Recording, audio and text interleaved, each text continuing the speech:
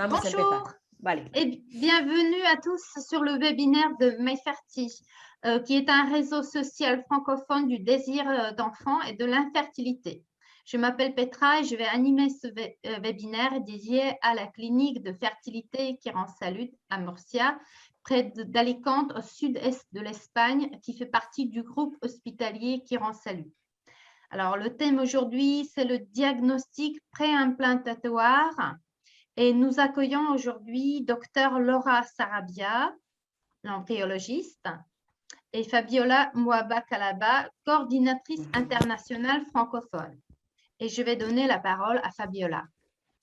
Alors, merci beaucoup Petra. Bonsoir, bonjour, bienvenue à tous, à toutes, à cette ce nouvel webinaire organisé par la clinique Quirónsalud. Alors, merci à Petra d'avoir présenté, d'avoir présenté la clinique. Et donc, voilà, le thème du jour, c'est le test génétique pré-implantationnel qui sera présenté par la Dr Sarabia, c'est le chef de service de biologie et d'embryologie de la clinique. D'accord, donc voilà, pour une petite présentation de la clinique, la docteure Sarabia a plus de 15 ans d'expérience dans le domaine de la fertilité, dans la PMA. Et donc, c'était la responsable du laboratoire de FIV ici à la clinique. Et donc, c'est-à-dire tout ce qui a rapport avec fécondation, recueil de sperme, etc., c'est elle qui l'a chargée. Et moi-même, je suis Fabiola Mouaba, en fait, la coordinatrice internationale qui est un intermédiaire entre l'équipe médicale et les patientes étrangères, d'accord, dans les parcours surtout de PMA. Et donc, voilà, tout simplement pour un petit résumé du groupe Quirónsalud. Le groupe Quirónsalud, c'est le premier groupe hospitalier en Espagne. Et après la fusion avec un grand groupe hospitalier, actuellement, le groupe Quirónsalud, c'est le premier groupe hospitalier en Europe, avec plus de 60 ans d'expérience. Et avec le groupe Quirónsalud prenant en charge des patients dans toutes les spécialités de la médecine. Et donc, les cliniques et hôpitaux et également centres hospitaliers sont répartis plus ou moins dans toute l'Espagne et également en dehors de l'Espagne, tels qu'en Dubaï, Lisbonne et au Pérou. Et donc, voilà, nous sommes vraiment plus de 35 000 professionnels dédiés en fait à la médecine. D'accord. Et donc, le réseau Quirónsalud, comme je vous ai expliqué, et la plupart des cliniques et centres hospitaliers et hôpitaux sont vraiment au niveau d'Espagne. Et en dehors d'Espagne, on est aux Émirats arabes ainsi qu'au Pérou. Et donc, la clinique, l'Institut de reproduction assistée est situé au sud-est de l'Espagne, à Murcia, plus près d'Alicante, parce que l'aéroport le plus proche, c'est Alicante. Et donc, voilà, nous sommes pas loin d'Alicante, en fait. Alors, pour tout simplement faire un petit résumé de l'Institut de reproduction assistée Quirónsalud d'Aix-Murcia, c'est une clinique qui a été fondée par une équipe pionnière dans les investigations de traitement de PMA. Alors, notre équipe a fait partie en fait, de cette équipe pionnière qui a également permis, en fait, qui a participé à la naissance du premier bébé né en Espagne grâce à la FIV. Ok, donc, plus ou moins des petites photos pour vous présenter nos installations. Et notre petite équipe, c'est-à-dire la petite équipe de la clinique en soi, c'est-à-dire du centre de PMA, sont les personnes en fait, que vous verrez lorsque vous viendrez à la première, c'est-à-dire lors de vos visites à la clinique. Et là, c'est un peu l'autre partie du groupe, c'est-à-dire l'autre partie de l'équipe médicale ainsi que de nos professionnels. Donc, pour les consultations, normalement, les consultations, si besoin d'une consultation, les consultations, vous en avez deux possibilités à distance avec des visioconférences ou sur place avec l'équipe médicale, avec un spécialiste. Et donc, les consultations sont totalement gratuites. Ça dépendra, bien entendu, de vos disponibilités. Et puis après, si vous souhaitez réaliser un traitement avec nous, voilà, c'est tout simplement les consultations en premier. Et puis après, c'est vous qui décidez si vous souhaitez continuer avec nous. Ok, et donc là, je vais passer la parole à la docteure Sarabia, d'accord? C'est elle qui pourra nous expliquer un peu le thème du jour pour que vous puissiez avoir une idée du diagnostic, parce qu'actuellement, il y a plusieurs informations concernant ce test. Et donc, précisément, on ne sait pas à quel moment il est effectué, sur quel traitement est effectué ce diagnostic. Laura, te paso la palabra, ¿vale? PGT o diagnóstico genético preimplantacional es una modalidad de diagnóstico genético que se combina con técnicas de fecundación in vitro con la finalidad de evitar la transmisión de enfermedades genéticas hereditarias a la descendencia. Alors, le diagnostic génétique préimplantationnel, actuellement appelé PGT également, c'est une modalité en fait de diagnostic génétique combinée aux techniques de FIV, c'est-à-dire de fécondation in vitro, qui vise en fait à prévenir les maladies, c'est-à-dire la transmission des maladies génétiques et héréditaires à la descendance, d'accord, au bébé qui va naître. Por lo tanto, el diagnóstico genético se realiza sobre los embriones humanos. Ce qui veut dire que ce diagnostic doit être réalisé sur les embryons humains, d'accord, c'est-à-dire les embryons humains qui sont obtenus, d'accord. Estos embriones se biopsian mediante técnicas de micromanipulación. Alors, les embryons obtenus, si c'est OIE, les embryons obtenus vont être analysés, c'est-à-dire vont premièrement être relevés de leur échantillon, d'un échantillon, pour pouvoir l'analyser, d'accord, par une biopsie. Cette biopsie, c'est une technique de manipulation, micromanipulation qu'on appelle, d'accord. Y se puede realizar en día 5 o en día 3. Donc, cette technique de diagnostic peut être réalisée à J3, c'est-à-dire au 3e jour de culture ou au 5e jour de culture, c'est-à-dire un peu plus avancé. La muestra biopsiada se analiza genéticamente de tal manera que podemos conocer el estatus genético del embrión. L'échantillon obtenu, d'accord, sera analysé. Alors, l'embryon qui contient des cellules vont être c'est-à-dire extraits, on va extraire une cellule pour pouvoir savoir comment est exactement l'embryon, c'est-à-dire en profondeur, étudier en profondeur l'embryon. D'accord. De esta manera, solo transferimos a la paciente los embriones que son sanos. Et donc, de cette façon, on permettra tout simplement de réaliser un transfert à la femme, à la future maman, des embryons totalement sains, d'accord, c'est sain de maladies qui peut être transmises. El diagnóstico genético en España se realiza bajo pautas bioéticas y legales que están recogidas en la Ley de Reproducción Asistida de 2006. Alors, le diagnostic génétique préimplantationnel en Espagne est repris en fait dans la loi espagnole, c'est-à-dire les indications en vue de ce diagnostic doivent être très strictes, premièrement, du point de vue bioéthique et légal, parce que toutes les informations sur les diagnostics sont regroupées en fait dans la loi de reproduction assistée de 2006, d'accord, du 26 mai de 2006. En el artículo 2 de esa ley se establece en qué casos puede realizarse. Donc, dans cet article, dans l'article 12, par exemple, c'est où est-ce qu'on a bien détaillé en fait dans quel cas, dans quelles circonstances vraiment ce diagnostic devrait être réalisé ou effectué. Por una parte, se puede utilizar para detectar enfermedades hereditarias graves en los embriones y así evitar su transmisión a la descendencia.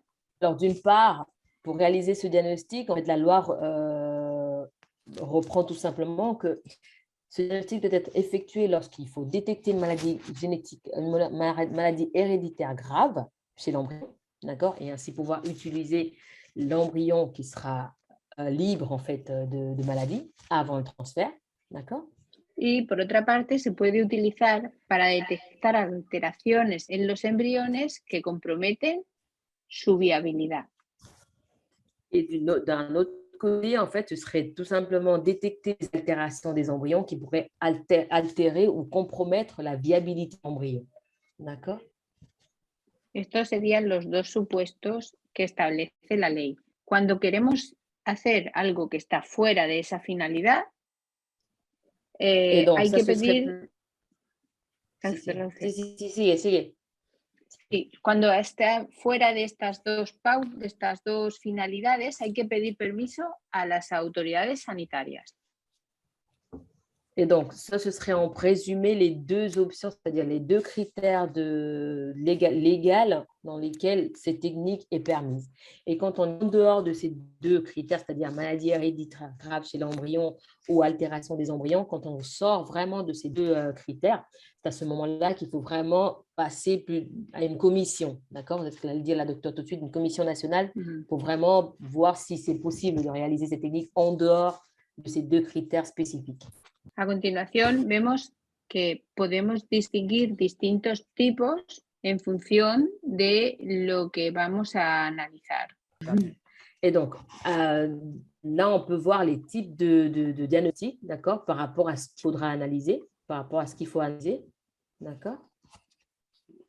Vamos a hablar primero del que denominamos PGTA, que es... Donc, nous avons en premier lieu le PGTA, d'accord, que es un diagnóstico genético que nos permite detectar anatómica numérica. Alors, le PGTA, c'est une technique qui permet, c'est un test en fait qui permet tout simplement de détecter si l'embryon contient certaines malformations, comment dirais-je, chromosomiques, d'accord, chromosomiques, ce qui serait appelé communément en fait des altérations numériques. C'est-à-dire c'est des malformations chromosomiques ou altérations numériques. Numérica. Por ejemplo, el síndrome de Down es una alteración una neoploidía, una alteración numérica, el número de cromosomas, que se produce cuando la pareja tiene una trisomía del cromosoma 21. Alors, par exemple, comment dirais-je, la trisomie 21, la trisomie 21, c'est lorsque dans le couple, la femme, il y a une altération de l'embryon, d'accord, qui serait appelée trisomie, voilà, en fait, c'est trisomie 21 qui a une altération dans le chromosome, le troisième chromosome. El segundo, il y a une altération de chromosome 21, d'accord, du chromosome 21. Voilà pourquoi ça s'appelait trisomie 21. Hay varios ejemplos, por ejemplo, el síndrome de Turner o síndrome de Klinefelter, son alteraciones que se producen porque los embriones tienen más o menos cromosomas. Alors, en plus de la trisomie 21, il existe d'autres types d'altérations chromosomiques, par exemple comme la trisomie 18 ou 13 ou la trisomie du syndrome de Turner ou le syndrome de Klinefelter. Alors, ces altérations sont tout simplement des altérations chromosomiques où il existe un nombre beaucoup plus grand ou moins de chromosomes. C'est-à-dire qu'il y a plus ou moins de chromosomes nécessaires, c'est-à-dire plus que le nécessaire, plus ou le moins. Este tipo de diagnóstico genético está indicado en mujeres de edad materna avanzada. Alors, ce type de diagnostic est normalement réalisé lorsqu'il y a une femme avec un désir de procréer et à un âge assez avancé, d'accord? O en mujeres que suelen ser más de 35 años, son mujeres que han sufrido 2 o más abortos. Donc, aux femmes également qui ont plus de 35 ans ou qui ont souffert, en fait, ils ont dû passer par plusieurs fausses couches, d'accord? O bien pacientes que hacen tratamientos y después de 2 tratamientos hay 2 fallos repetidos en tratamientos de reproducción asistida. Ou également lorsque les patients ont eu recours à un traitement et les traitements n'ont abouti à rien, c'est-à-dire qu'il y a eu des échecs à chaque fois successifs. Cuando las parejas tienen parámetros seminales muy alterados, el factor masculino muy severo. También estaría indicado. Ou lorsque, bien entendu, il y a un facteur masculin également avec un niveau d'aneuploïdie élevé, c'est-à-dire une altération vraiment élevée de l'échantillon de sperme, ce serait également indiqué ces techniques. Ya pasamos a la otra técnica que sería el PGTM o molecular. Et donc, la deuxième technique, ce serait le PGTM ou PGT moléculaire. En este caso, lo que vamos a detectar en los embriones es una enfermedad concreta. Et donc, dans ce cas, ce qu'on va détecter dans l'embryon, ce serait une maladie concrète, c'est-à-dire une maladie précise. Por ejemplo, hay enfermedades como el chorea de Huntington o la hemofilia, anemia, morciforme, hay muchas. Esto está indicado. Et donc, il existe des maladies pour réaliser ce test, comme par exemple la maladie de Chorea de comment? Chorea de Huntington. Chorea de Huntington. Vale, il existe des maladies telles que la maladie. Hay muchas enfermedades, hay muchísimas. Voilà. Donc, dans ce test, avant de réaliser le test, il existe plusieurs maladies qui peuvent être détectées, comme par exemple la maladie de Chorea de Huntington ou également d'hémophilie, d'accord, de drépanocytose également. D'accord, il y a plusieurs maladies qui sont détectées grâce à cette technique. D'accord. Esto está indicado en parejas que uno de los dos miembros o los dos tienen la enfermedad genética. Et donc, cette technique est recommandée lorsqu'il y a un des membres du couple ou les deux membres du couple son comment? ¿Los dos miembros o el Son miembro, un portadores miembro? o uno de los dos o los dos son portadores de una enfermedad genética. Voilà, c'est recommandé cette technique lorsqu'il y a un des membres du couple ou les deux membres du couple qui sont porteurs de cette altération. D'accord? C'est recommandé ce Normalmente, PGT-M. claro, normalmente estas parejas se dan cuenta porque o tienen un niño enfermo o hay familiares enfermos en su familia. Et dans les patients, dans ce cas, le couple rend compte normalement lorsqu'ils ont eu un enfant avec déjà des altérations ou lorsqu'il y a un parenté, d'accord, de la famille qui présente également cette maladie. D'accord, c'est à ce moment-là qu'ils se rendent compte de ces altérations. Muchas veces estas parejas son fértiles. Et normalement, de la majorité des cas, ces patientes n'ont pas de problème de fertilité parce qu'elles sont fertiles, elles n'ont pas de Claro, soucis, c'est-à-dire, claro. voilà. En el caso anterior, son parejas muchas veces que tienen problemas de fertilidad, pero en este caso no necesariamente. Et donc, la première différence, normalement, entre le PGA et le PGTM, la docteur souhaiterait transmettre tout simplement, c'est que, par exemple, avec le PGTA, il y a un problème de fertilité, d'accord, un problème assez concret de fertilité, sauf qu'avec le PGTM, il n'y a pas de problème de fertilité. La femme peut tomber enceinte naturellement, d'accord, sauf que la naissance n'est pas, en fait, le bébé qui naîtra n'est pas sain chromosomiquement, d'accord, de maladie génétique ou héréditaire. Vale. Y por último, vamos a ver otro tipo de diagnóstico genético, que es el que permite detectar anomalías cromosómicas estructurales. Et donc, en dernier lieu, ce serait le PGT-SR.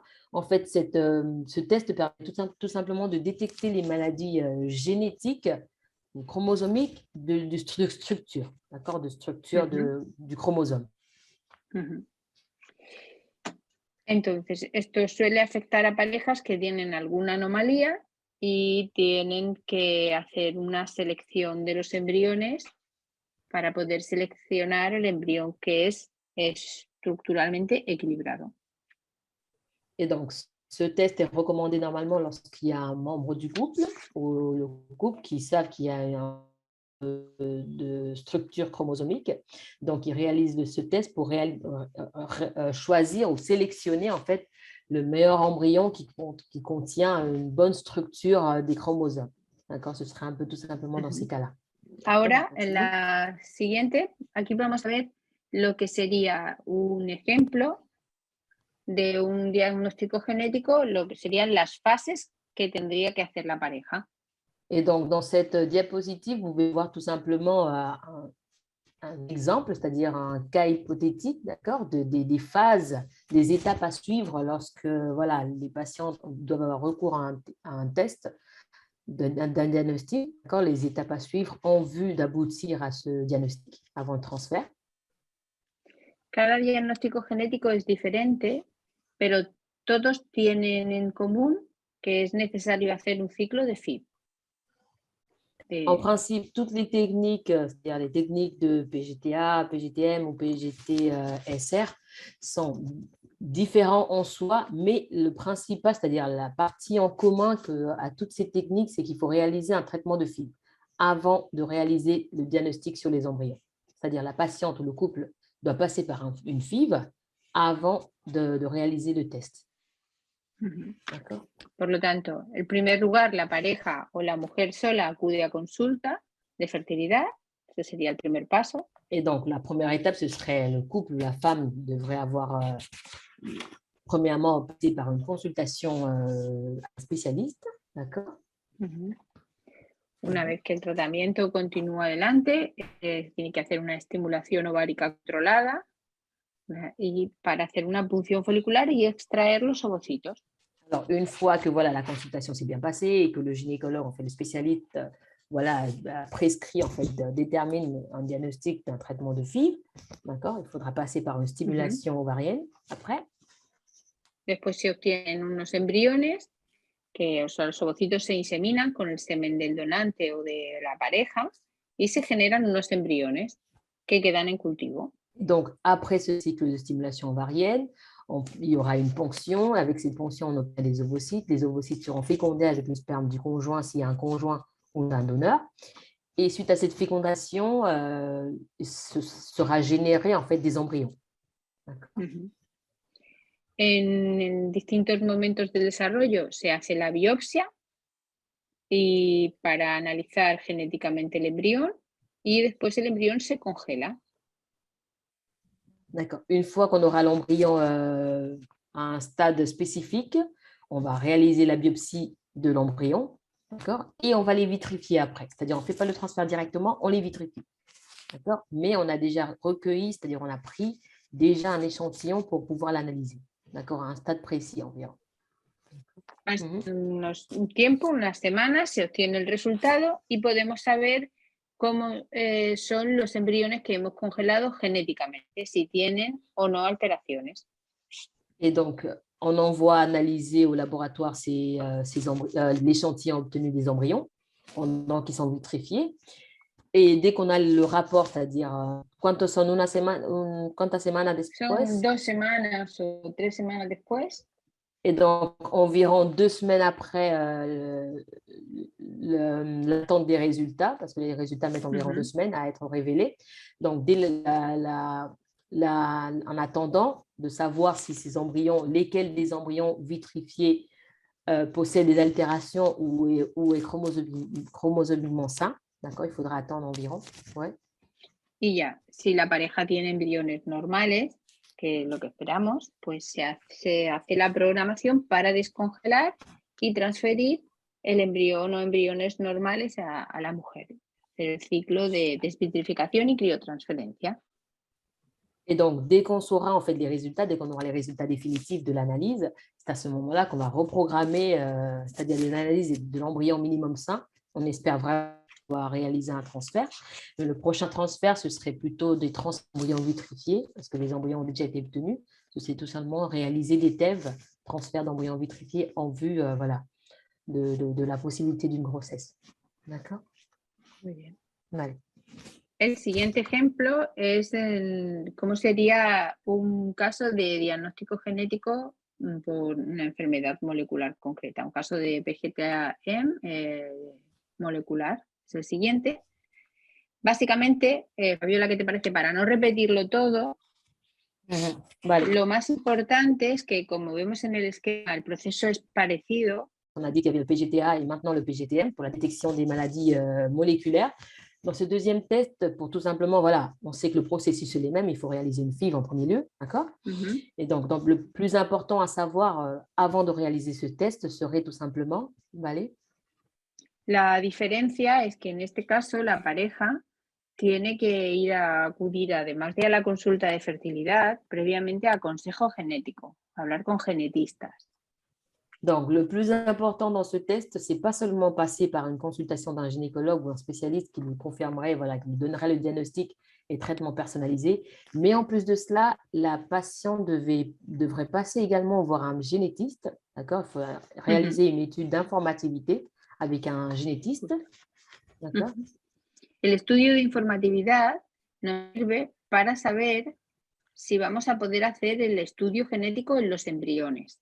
Es necesario, lo tenemos que hacer siempre. Donc, c'est nécessaire, en fait, c'est indispensable que la patiente puisse passer par un génétiste avant de réaliser ce test. C'est-à-dire, c'est vraiment, voilà, c'est une des étapes la plus importante à effectuer avant de réaliser la biopsie sur les embryons. D'accord? Después, el proceso es parecido, es el mismo. Simplemente, una vez que obtenemos los embriones, el diagnóstico nos va a decir si los embriones tienen o no tienen la enfermedad génética. Et puis voilà, tout le processus est le même que la technique précédente, d'accord? Parce qu'en principe, voilà, tous sont des FIV, obtenir des embryons, etc. En principe, tout sera le même, mais la différence, c'est qu'il faut passer par un génétiste dans une technique et dans l'autre, non. En determinados casos, la aplicación no puede ser directa, o sea, no podemos hacer el diagnóstico genético directamente, sino que hay que pedir asesoramiento, hay que pedir autorización a la Comisión Nacional.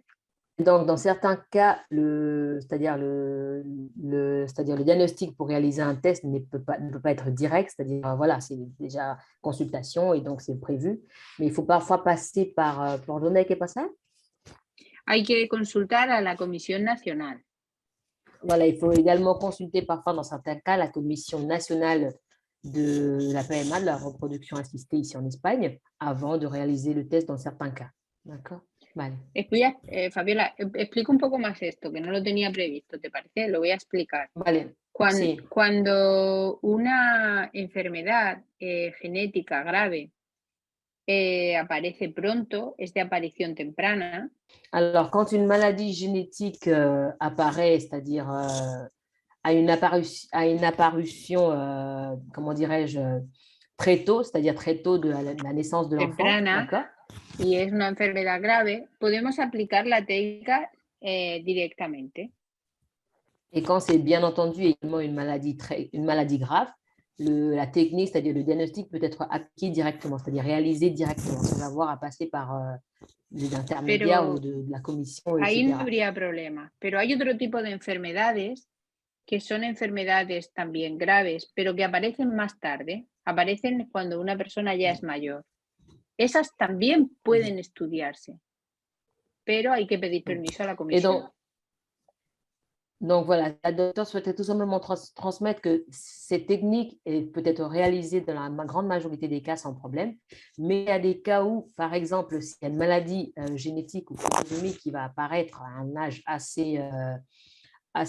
comment dirais-je, assez tôt de l'enfant, d'accord? Le diagnostic peut être effectué à n'importe quel moment sans avoir par une commission, sauf que quand la maladie va apparaître à un âge assez avancé, c'est-à-dire adulte environ de l'enfant, c'est à ce moment-là, c'est également possible de le réaliser, mais il faut passer par la commission, d'accord, pour vraiment que la commission nous le permette de réaliser le test avant.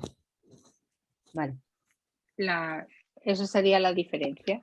Y ya por último, otro tipo de diagnóstico genético. Plus ou moins la grande différence entre les techniques, le diagnostic effectué en général.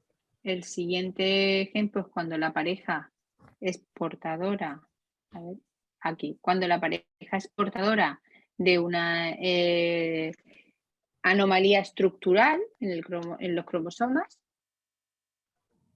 Et donc, le troisième test, comme l'avait dit le docteur auparavant, c'est le PGT. Le PGT-SR, c'est quand il y a une altération chromosomique, c'est-à-dire structurelle du chromosome, d'accord? C'est ce qu'on avait dit auparavant. Y para no repetir lo mismo, podemos ver que el proceso es igual. Se hace la fecundación in vitro y se analizan los embriones. Et comme vous pouvez constater, c'est plus ou moins le même processus, d'accord? Le protocole est le même. Il faut réaliser une FIV avant de passer par le test définitif, d'accord? Pour ne pas répéter en fait le même protocole, c'est toujours le même protocole pour réaliser le test en fin de compte. Y por último, quería también explicar, sí, de diagnósticos que básicamente es repetir lo mismo. Entonces, por eso creo que podemos resumir un poco, ¿te parece? Y ahora vamos a explicar otro tipo de PGT, que en realidad es lo que denominamos combinado, que consiste en combinar varias indicaciones. Donc, en dernier lieu, la docteure souhaiterait également vous transmettre qu'il existe, en plus des tests de PGT basiques, il existe également des tests de PGT combinés, c'est-à-dire qu'il y a une combinaison de 2 tests à la fois. D'accord? Et ce test, voilà, c'est pour plusieurs indications été réalisé ce test combiné. ¿Vale?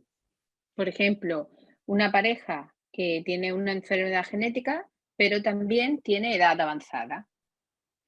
En este caso, podemos hacer el procedimiento y estudiar los embriones, las dos cosas. ¿Cómo no sí, escuchado bien? Se corta. Sí, es que se corta un poco. Lo que se corta un poco. Sería un diagnóstico genético, claro, sí, que lo que en estos casos podemos analizar varias cosas a la vez en los embriones. ¿Me oyes? D'accord. Donc, avec ce PGT combiné, si, Avec ce PGT combiné, on peut détecter, c'est-à-dire réaliser un test pour voir plusieurs paramètres, c'est-à-dire pour observer plusieurs à la fois, c'est-à-dire dans une même pratique, dans la même technique. Se utiliza, por ejemplo, podemos detectar una enfermedad genética y también comprobar que los embriones tienen todos los cromosomas. Donc, on peut, c'est-à-dire si on peut faire détecter plusieurs altérations à la fois, c'est par exemple, on peut détecter les malformations chromosomiques, d'accord? Et également, y si hay problema, ¿qué más había que se podía detectar? ¿Problema cromosómico y qué más? Claro, puede detectar alteraciones cromosómicas y también mutaciones concretas. Voilà, donc on peut détecter les maladies, les altérations chromosomiques et également une mutation concrète, d'accord, qui a déjà été étudiée. ¿Ya? ¿Sigo? Ya, sí. On continue? Entonces, por ejemplo, Ouais. si en la siguiente diapositiva Sí. vemos un ejemplo de este tipo de casos. Donc, dans cette présentation, maintenant, on peut voir plusieurs cas, d'accord, plusieurs cas qui ont été documentés, d'accord? Claro, en este caso estudiamos tanto unas enfermedades moleculares para seleccionar los embriones no afectos de la enfermedad y también vemos que esos embriones pueden tener anomalías cromosómicas. Et donc, dans ce cas, par exemple, on a détecté des embryons, d'accord? C'est-à-dire, on a étudié les embryons et en étudiant ces embryons, ils ont également observé que ces embryons avaient des altérations chromosomiques. C'est-à-dire qu'il y avait plusieurs études qui ont pu être faites durant le même protocole, c'est-à-dire durant le même processus. Je ne sais pas si j'ai pu m'exprimer. Analizamos las dos cosas. De tal manera que, por ejemplo, en este estudio que se publicó en 2017, vemos que tenían 625 embriones que no tenían una enfermedad genética. Después de analizarlos todos, vieron que había unos embriones que no lo tenían. ¿Vale? Pero de esos embriones, casi la mitad eran anormales cromosómicamente. ¿Entiendes? Tenían sí. Por ejemplo, tradúceme directamente lo que digo, que lo digo por... Vale. Sí. Nosotros tenemos parejas que tienen una enfermedad genética y analizamos, por ejemplo, 10 embriones. Y esos 10 embriones, traduce mejor, así, lo vamos a hacer más corto. Voilà, si. Alors, dans un cas, par exemple, hypothétique, imaginez-vous qu'on a une patiente qui a réalisé un traitement de FIV et on a obtenu des embryons. Imaginez-vous qu'on a un cycle de FIV, on obtient 10 embryons, par exemple. Y de esos 5 embriones, hay 4 normales que no tienen la enfermedad genética. Donc, de ces 10 embryons, on a 4 embryons qui sont normaux, qui n'ont aucune altération chromosomique. D'accord? No, no tienen la alteración molecular, la alteración la mutación. La mutación, no tienen la mutación. Ah, donc, ces 10 embryons obtenus, il y a 4 embryons qui n'ont pas d'altération, c'est-à-dire n'ont pas de mutation. D'accord? Ce sont des embryons normaux. Pero sí pueden tener alteración cromosómica, porque son dos cosas distintas. Par contre, ces mêmes embryons, même s'ils n'ont pas d'altération, comment dirais-je, j'ai perdu il y a des concepts. C'est ça, c'est mucha terminología. Donc, on a dit, elle a voulu résumer tout simplement que, par exemple, dans un cas hypothétique, imaginez-vous, on a réalisé un traitement de FIV, on a obtenu 10 embryons. De ces 10 embryons, il y avait 4 qui n'avaient pas d'altération moléculaire. Voilà, n'avaient pas d'altération moléculaire. Pero de esos 4 pueden tener alteración cromosómica, sí pueden tener la otra. Entonces esos embriones no son normales tampoco. ¿Entiendes? Donc voilà, ces 4 embryons qui n'avaient pas d'altération moléculaire, par contre, avaient une altération chromosomique. C'est un peu pour voir la différence. C'est-à-dire, un embryon ne peut pas être considéré sain s'il n'a pas d'altération moléculaire, mais par contre, il a une altération chromosomique. C'est vraiment une différence entre les deux. Altération moléculaire y altération chromosomique. Si analizamos las dos cosas, podemos saber qué embriones no tienen la enfermedad genética y además son buenos para conseguir el embarazo. Et donc, si on a les deux paramètres, on peut Ujú. savoir les embryons si analizamos los dos parámetros, Claro, pues si se podrá analizan las dos saber. cosas, podemos saber qué embrión es el bueno antes, porque hay embriones que aunque Mm, no tengan la enfermedad genética, pero tampoco ujú. van a hacer un embarazo, porque va a ser un aborto, porque Ah, no tiene d'accord. todos los cromosomas. Entonces, como miramos las Vale. dos cosas, Mm. por eso conseguimos mejores resultados. Vale. En fait, en résumé, c'était tout simplement, voilà, je crois que j'ai bien saisi maintenant et j'espère pouvoir vous le transmettre. En résumé, la docteur transmet tout simplement qu'en en réalisant le PGT combiné, d'accord, ça permet de détecter les altérations chromosomiques et les altérations moléculaires à la fois. Et quand on réalise ces Ujú. deux examens à la fois, ces deux tests à la fois, c'est pour augmenter en fait les possibilités d'avoir des embryons sains, qu'en fait qu'il n'y ait pas des fausses couches à répétition. Parce que si on a les altérations chromosomiques et pas moléculaires et vice-versa, on n'est pas toujours sûr d'avoir des embryons sains et qui puissent donner une grossesse. D'accord? Donc, il faut Ujú. réaliser dans la mesure du possible les deux tests, c'est-à-dire moléculaire et structure, pour vraiment le PGT combiné et ainsi avoir des embryons chromosomiquement et moléculairement sains. Correcto. D'accord? Je crois que j'ai bien transmis, Petra. Je ne sais pas, c'est Oui, des je pense. terminologies médicales. C'est un Je peu peux avoir une difficile à. question? Es que es un tema un Oui, poco une pregunta. tenso. Dime. Si, allez-y, allez-y. Alors, je voulais savoir combien de cellules on prend chaque fois par embryon.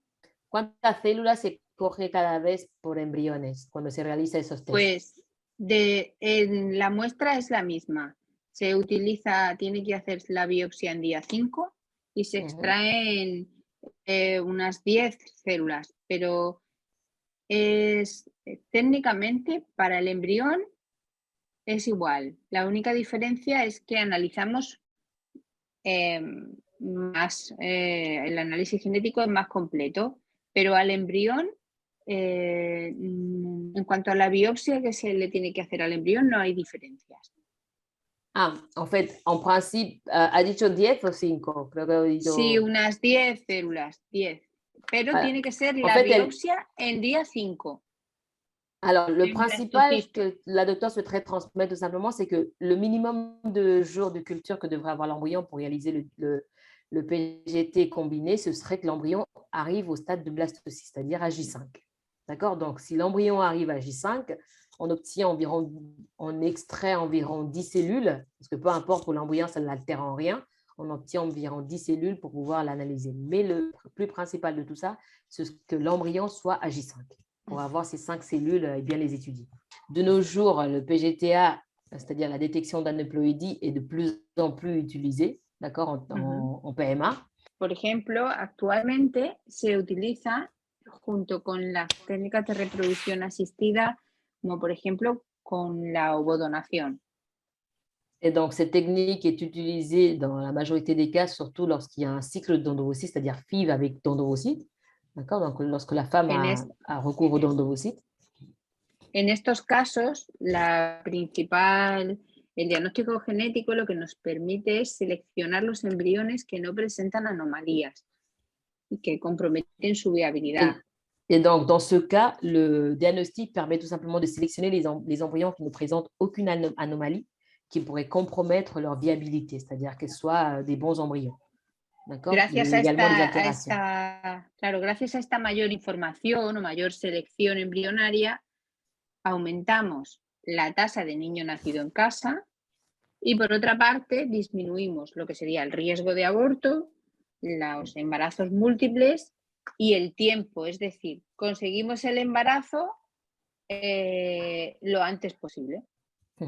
Et donc, grâce à cette grande sélection, c'est-à-dire la plus grande sélection embryonnaire avec cette technique, on peut en fait envisager avoir un taux de nouveau-nés à la maison assez élevé et la diminution des fausses couches, bien entendu, et également des grossesses multiples. Et les délais en fait d'obtention d'une grossesse se raccourcissent également, d'accord? Parce que quand on a un recours aux d'endovocytes et on réalise le PGTA en plus de cela, c'est vraiment pour augmenter les possibilités d'un nouveau-né à la maison, c'est-à-dire d'avoir un bébé qui naîtra sainement. Y esto sería todo sobre las principales técnicas sobre las principales indicaciones del diagnóstico genético preimplantacional. Et donc, ça, ce Ahora, serait plus ou moins en résumé les recommandations, d'accord, sur le technique de diagnostic préimplantationnel, d'accord, tout simplement. Comment ahora lo que l'effectuer, vamos à a quel ver, moment et quel claro, type.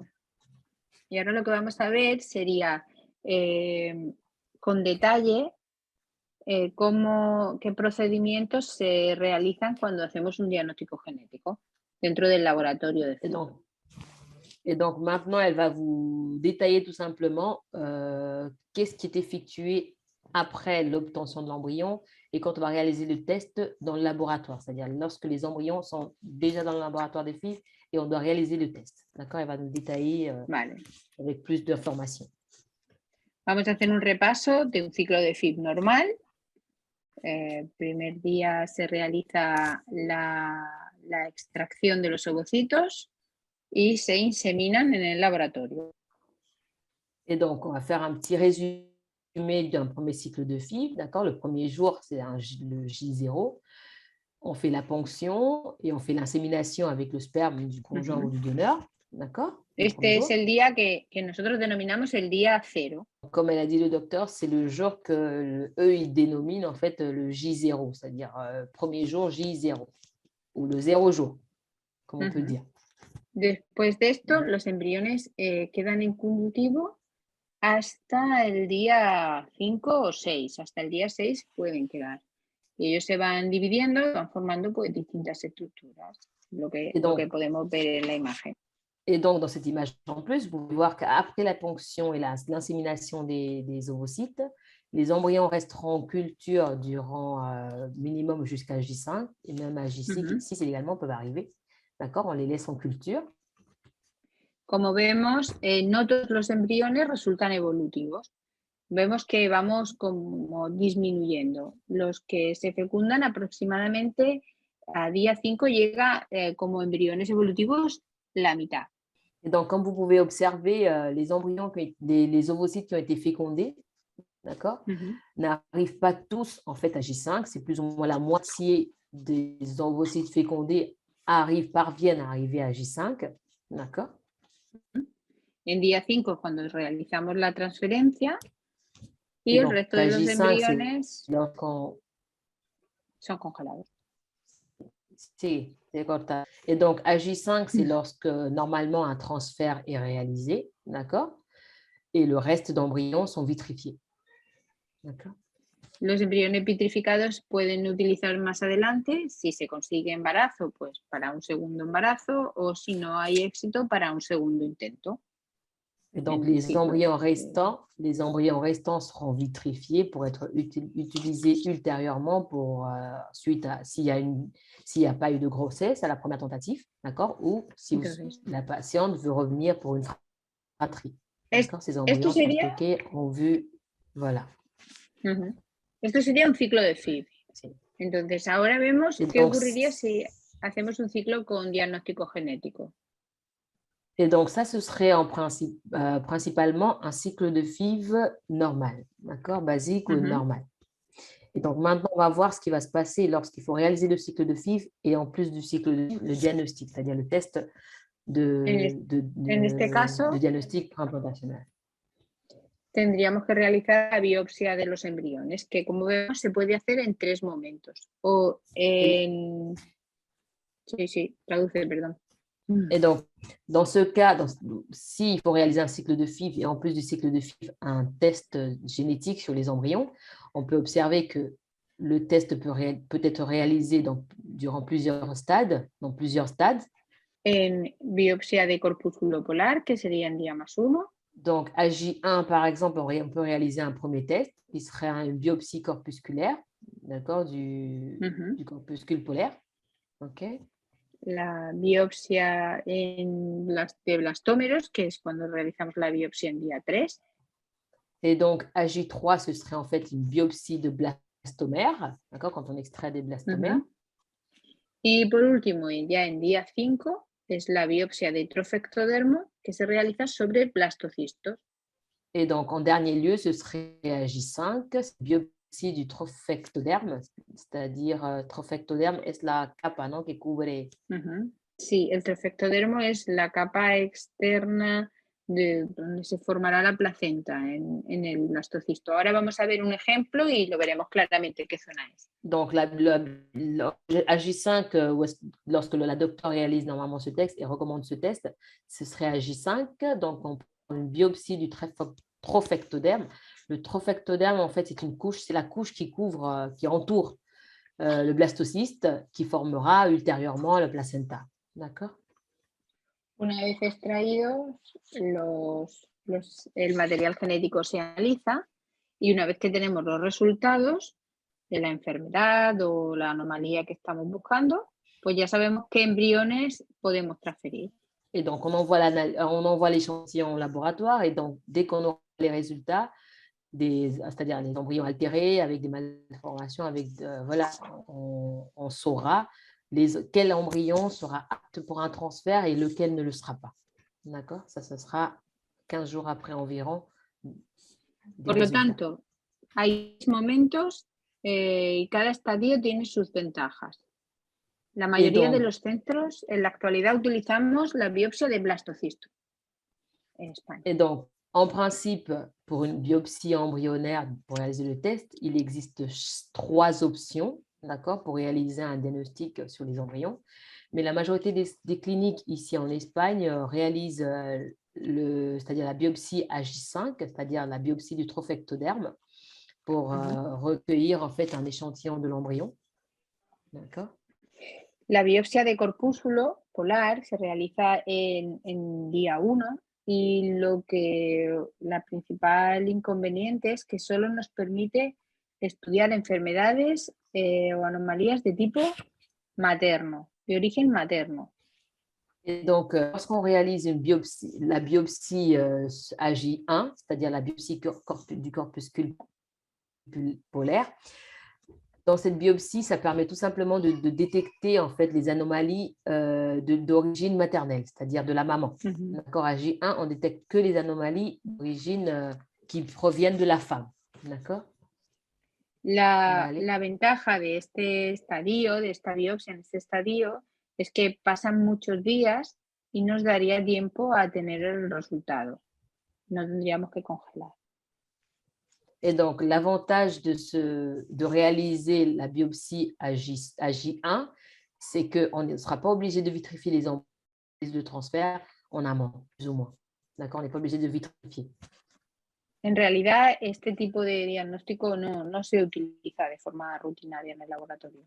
En réalité, en fait, ce type de diagnostic, c'est-à-dire de AJ1, n'est pas vraiment utilisé communément dans les laboratoires de FIV actuellement.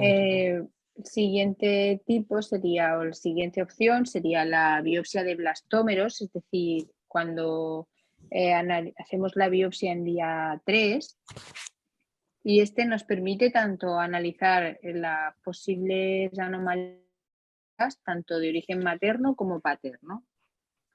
Et donc, lorsqu'on réalise une biopsie à J3, qui est une biopsie du blastomère, ça nous permet en fait de détecter les altérations d'origine maternelle et paternelle. D'accord? Vale. Y por último, la biopsia de trofectodermo, que es en día 5, es la más utilizada y a que tiene distintas ventajas.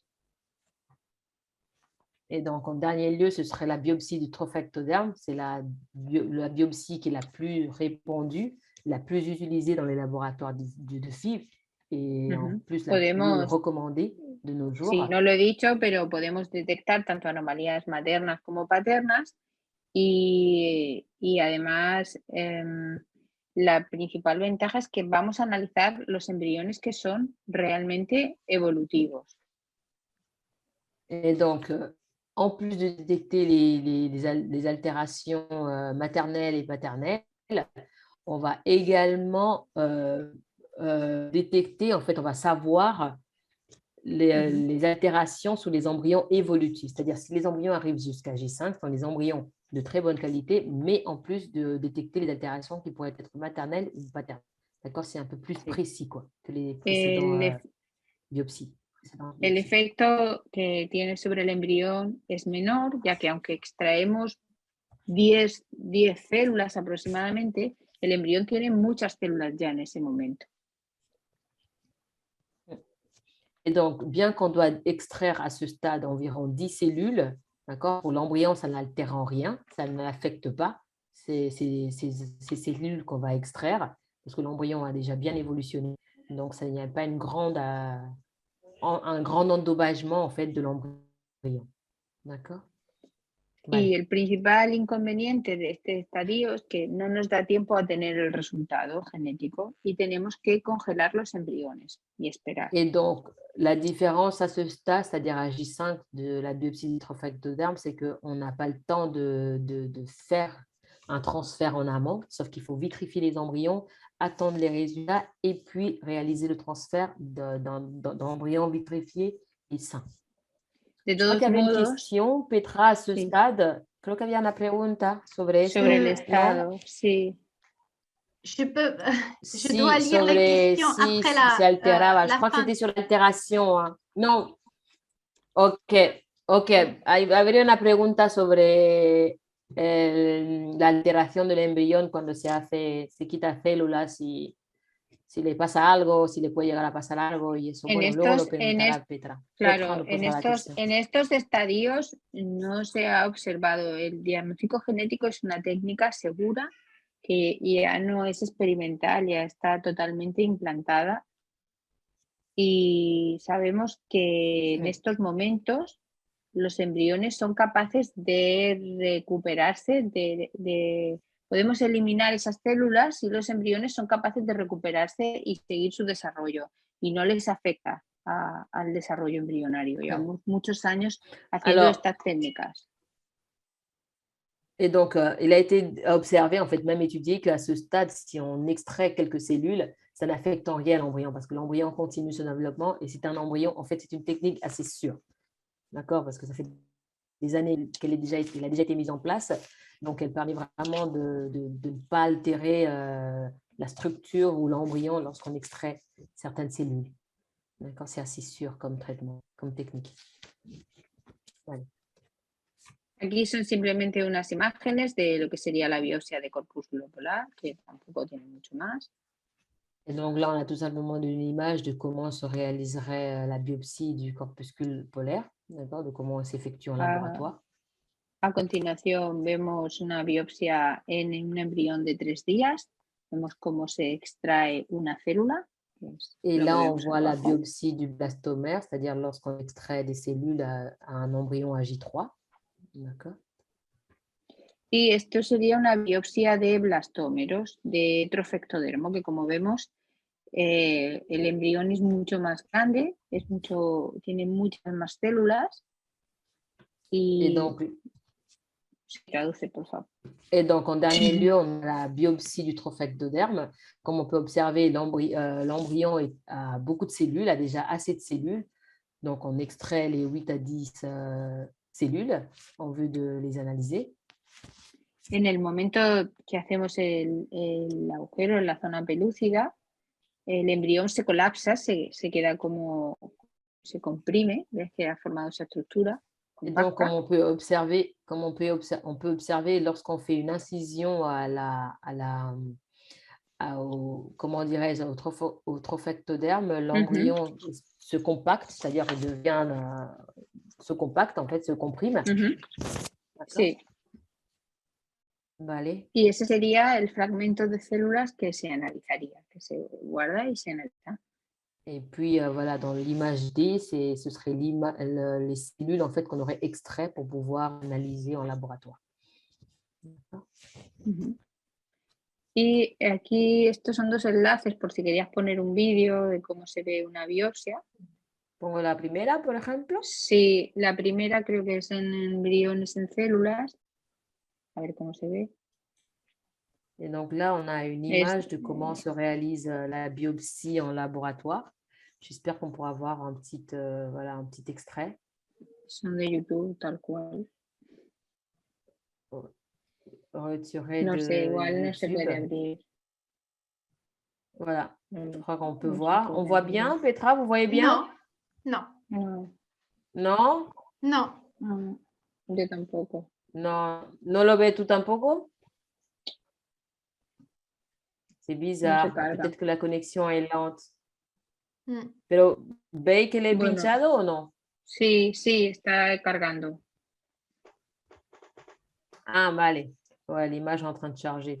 Bon, on va continuer. Vamos a seguir. Si se descarga, ya Vale, lo ponemos. lo vemos. Si ya por último en la siguiente Vale. diapositiva lo que vemos es oh, ¿qué ha pasado? Voilà, on continue. Aquí vemos bon? la evolución de las técnicas de genética molecular en el diagnóstico genético. Et donc là, on peut voir l'évolution des techniques voilà, de génétique moléculaire, c'est-à-dire l'évolution dans le temps, d'accord, depuis 1995 jusqu'à nos jours. Donc, on peut voir comment ça a évolutionné. Como vemos al principio, en 1995, cuando analizábamos las células, solo podían ser embriones en día 3 y lo que se utilizaban técnicas de fluorescencia y solo podíamos analizar unos pocos cromosomas. Et donc, en 1995, par exemple, les embryons étaient analysés à J3, d'accord? C'était avec une technique de fluorescence. Et donc, il y avait très peu de cellules qui pouvaient être étudiées à ce temps-là.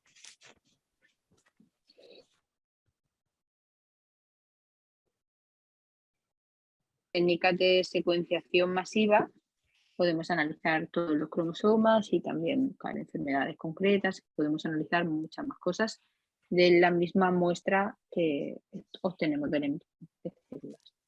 Et donc, actuellement, on a vu comment a évolutionné la technique. Et donc, actuellement, on peut utiliser d'autres types de techniques pour pouvoir étudier les embryons et encore plus de chromosomes. D'accord? Donc, la technique a assez évolutionné dans le temps. Ça permet de voir beaucoup plus, d'étudier beaucoup plus, en fait, d'analyser beaucoup plus. Vale. Y todo esto sería lo más básico sobre el diagnóstico genético. Et donc, en principe, ce serait voilà, le plus simple, le plus basique des traitements. En esta última diapositiva es un caso, digamos que otra de las posibilidades de diagnóstico genético en España, pero que no la hemos comentado antes porque se utiliza en muy pocas ocasiones. Et donc, en dernier lieu, la docteure traite tout simplement avec informatif qu'il existe également d'autres types de diagnostics réalisés sur les embryons, pas très connus et encore moins réalisés ou utilisés, mais possible et légal ici en Espagne, d'accord? Esta técnica es una técnica de selección de embriones con fines terapéuticos. Alors, cette technique permet tout simplement de sélectionner les embryons à des fins thérapeutiques, d'accord? Pour un type de traitement, en fait, pour un médicament, une thérapie, en fait. En este caso se trata de parejas que tienen un niño enfermo de una enfermedad grave que requiere un trasplante de médula. Et donc, dans ce cas, par exemple, ce serait lorsqu'il y a un couple, d'accord? Un couple qui a un enfant avec une maladie grave, qui aurait besoin d'une greffe, par exemple, qui aurait besoin d'une greffe, d'accord? Vale. Y lo que estas parejas se someten a un tratamiento para poder tener un hijo que sea compatible genéticamente con su hermano enfermo. Et donc, dans ce cas, moyennant la technique du diagnostic, on chercherait des embryons libres de maladies, d'accord? Maladies génétiques, histologiquement compatibles, c'est-à-dire les embryons devaient être compatibles à la maladie du frère, c'est-à-dire au frère malade, pour pouvoir les choisir. Je ne sais pas, attends, creo que no he podido explicarme bien. Sí, cuando son parejas que tienen un niño con una enfermedad que necesita un trasplante. Entonces, Vale, van a tener voy a hacer, voy a tradúcelo poco a traducir poco y por ahí. así. Sí, Voilà, venga. si mejor. On traduit petit à Sí. petit, comme ça on comprend tous. Alors, cette technique de PGT-HLA, en fait, c'est une technique qui est utilisée à des fins thérapeutiques, pas très utilisée, mais légale également en Espagne, qui peut être utilisée. C'est lorsque, par exemple, il y a un couple, une femme qui a un enfant avec une maladie grave, d'accord? Donc, cette technique permet, en fait, et donc, cet enfant qui est malade aurait besoin d'une greffe de moelle épinière ou moelle osseuse, etc. Donc, la technique permet tout simplement d'obtenir des embryons sains, c'est-à-dire on fait une FIV et puis on fait la biopsie des embryons pour avoir des embryons sains de maladies génétiques et qui soient histologiquement compatibles avec le frère malade. D'accord? Donc, on sélectionne les embryons qui sont compatibles avec le frère malade. ¿D'accord? Vale. De esta manera, cuando nace el hermano, o bien del hermano o de las células de la placenta, se pueden utilizar para curar al hermano enfermo. Et donc, lorsque l'enfant qui naîtra, c'est-à-dire suite à cette sélection, la maman tombera enceinte, elle aura le bébé. Et donc, à la naissance de ce bébé, les cellules de la placenta pourront être utilisées pour réaliser la greffe qui permettra de guérir le frère malade. D'accord? C'est un peu ça Este la tipo de différence de cette technique par rapport tratamientos aux autres. siempre hay que pedir permiso a la Comisión Nacional.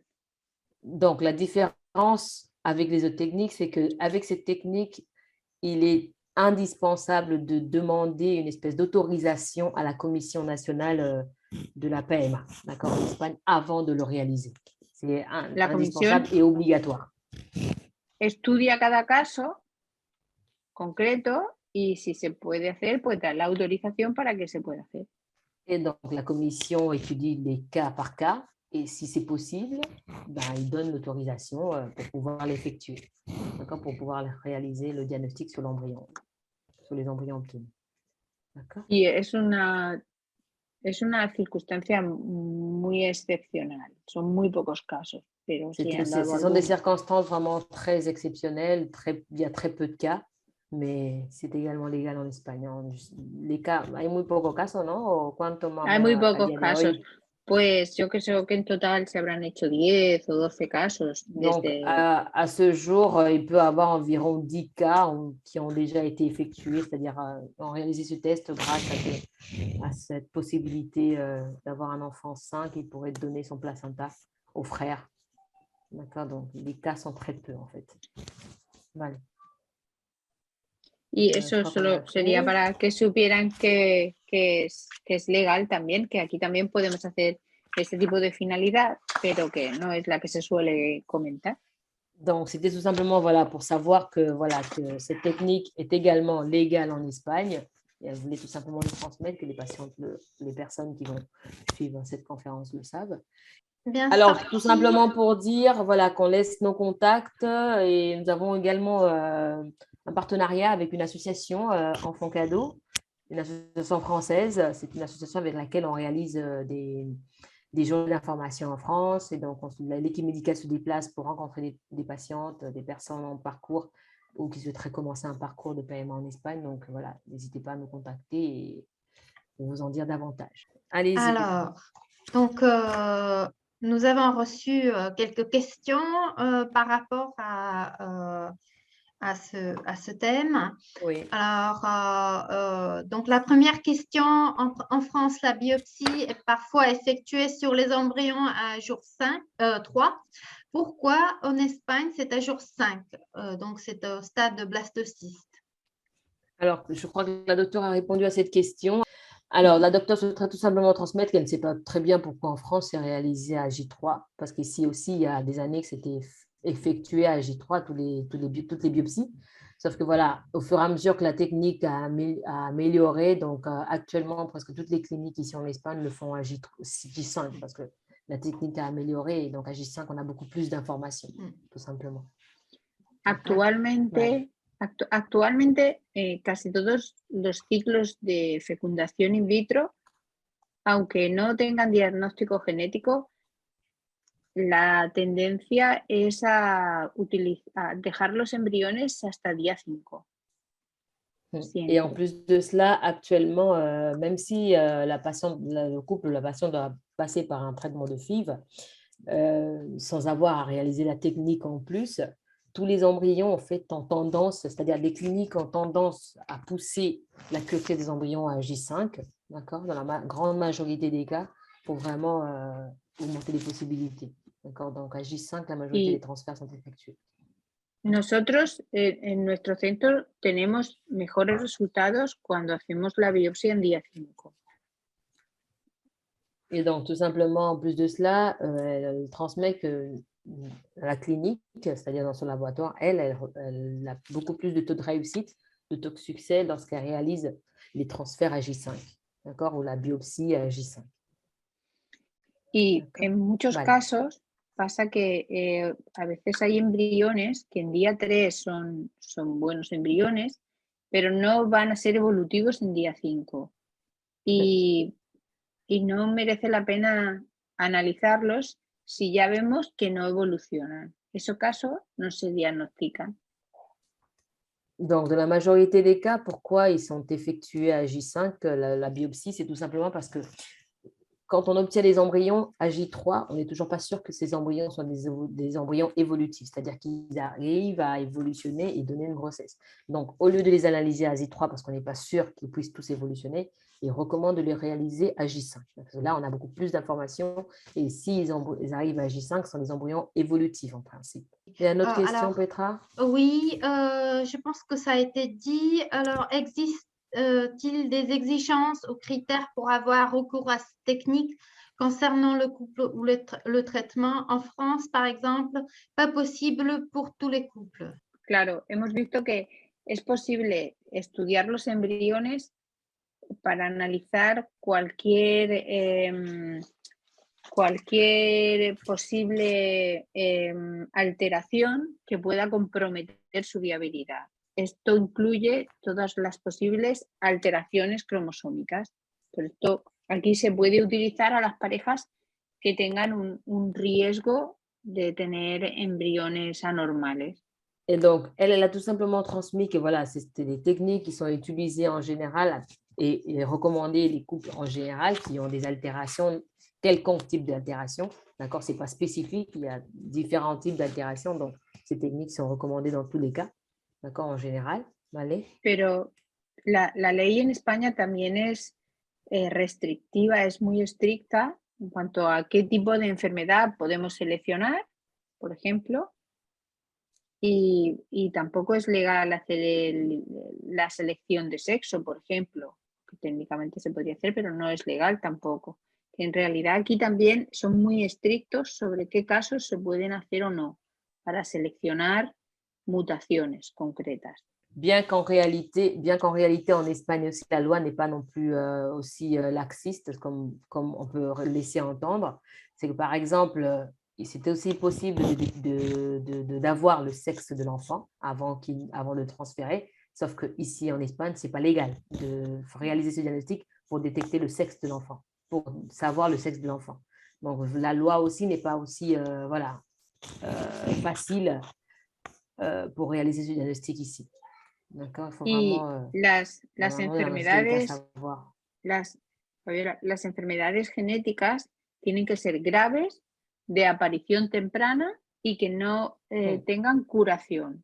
Et donc, les exigences, normalement, les critères d'exigence que la loi permet de réaliser ce diagnostic également, et premièrement, que ce soit une maladie grave, d'accord, d'apparition, maladie grave, oui, d'apparition à un âge assez jeune, voilà, assez jeune de l'enfant, et qu'il n'y ait pas de cure, en fait, qu'il soit incurable, que c'est impossible de guérir. En fait. En cas de traitement de dents d'ovocytes avec le sperme de donneur, quel traitement vous recommandez? Et ils ont entendu parler que l'embryon développe ses propres chromosomes. Alors, en théorie, quand c'est un double don, c'est-à-dire dent d'ovocytes et dent de sperme, normalement, les risques d'altération sont tellement bas, sont assez bas, d'accord? Pero Vale. todas las mujeres, también las jóvenes, tienen embriones que a veces no son genéticamente perfectos, tienen alguna anomalía. También las mujeres jóvenes. Muy poco, menos riesgo, pero también pasa. Bien que toutes les femmes, quand ils génèrent des embryons, il y a des altérations génétiques. Toutes les femmes ont des altérations génétiques quand ils génèrent des embryons. Les femmes jeunes en ont moins que les femmes à un âge avancé.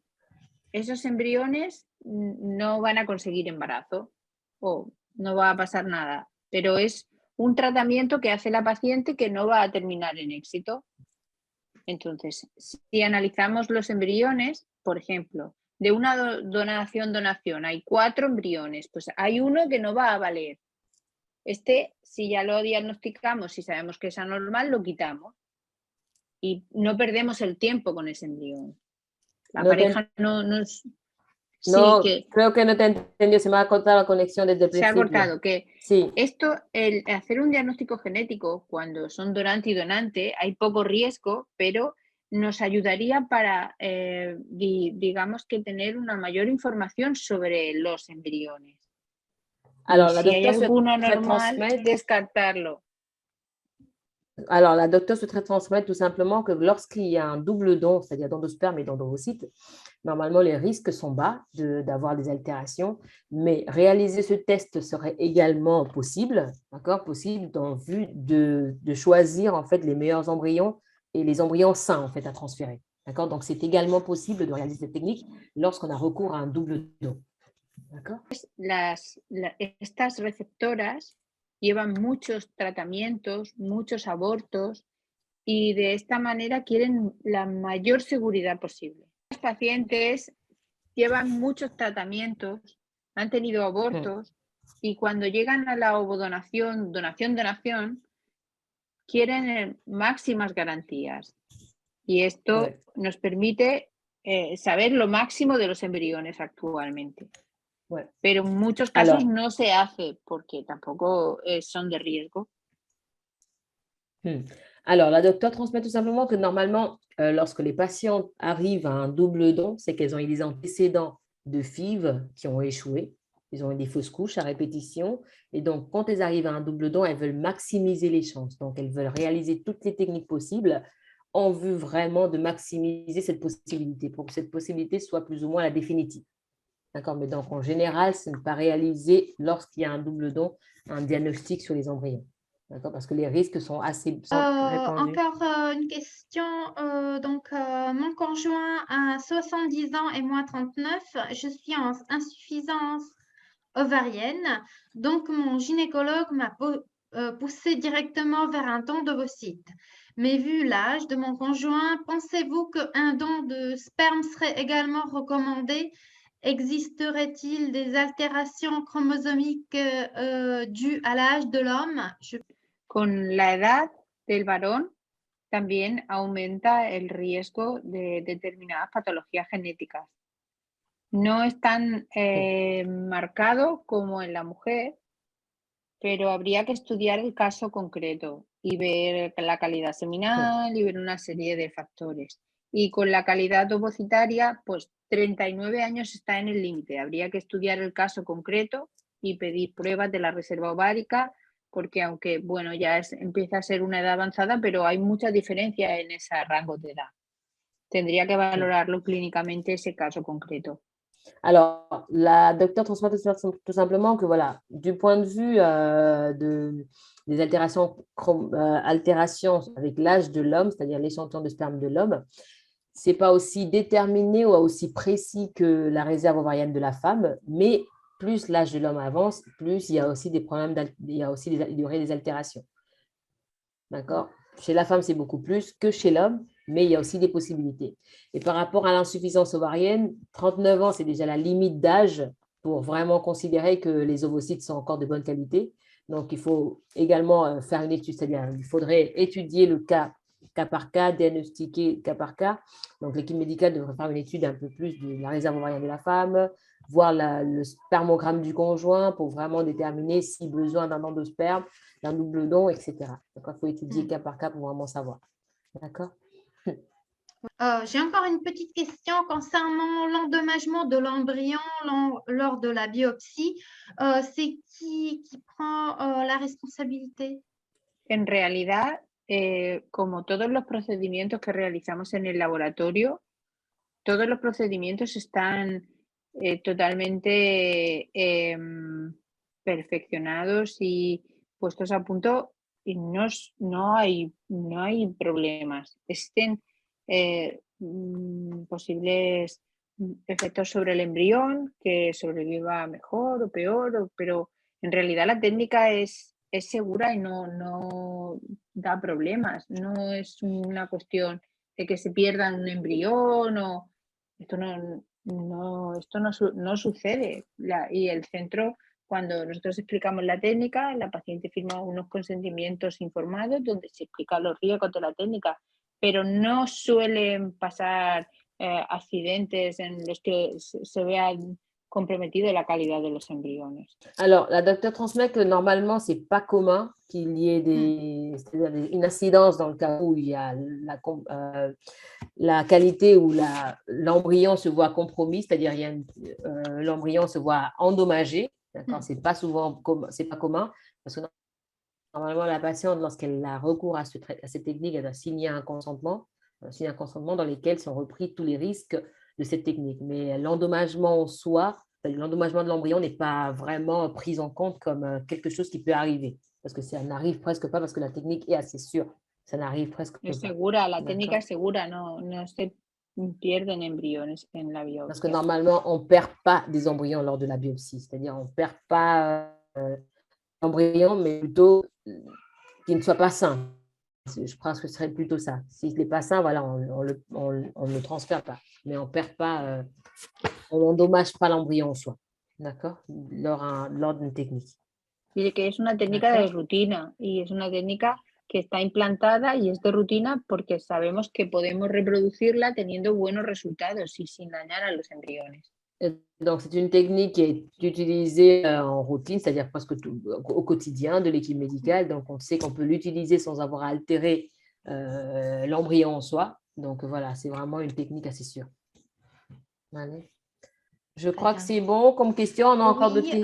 C'est bon, mais je vais juste inviter tout le monde à vous écrire directement, donc écrire à la coordinatrice Fabiola Mwaba-Kalaba à son adresse email fabiola.mwaba@quironsalud.es, ou bien vous pouvez l'appeler au numéro 0034 646 56 47 65 par téléphone ou par WhatsApp. Et donc, moi, je vais terminer ce webinaire en remerciant les intervenants, Dr Laura Sarabia et Fabiola Mwaba-Kalaba. Et je vous remercie pour votre attention. À bientôt. Merci Petra. Merci Petra. Bonne soirée. Au revoir.